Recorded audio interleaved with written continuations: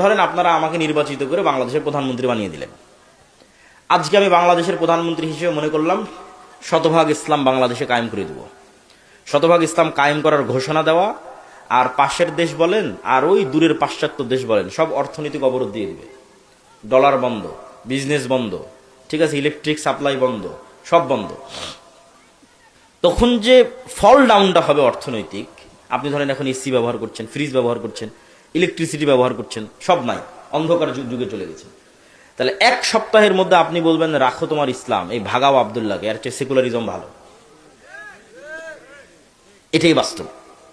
তাহলে আপনি যদি চান যে না ইসলাম বিজয়ী হোক, অন্তত 20% মানুষ, 30% মানুষ, 40% মানুষ, 50% মানুষের ইমানটা লাগবে ইয়াকিনের স্তরে, নাহলে কোনো মায়ের বেটার পক্ষে সম্ভব নয় যে কিছু করবে। মানুষই মেরে তাড়িয়ে দেবে, অথবা যারা বলতেছে আমরা করব ওরা কম্প্রোমাইজ করবে, বাস্তবটা করবে না।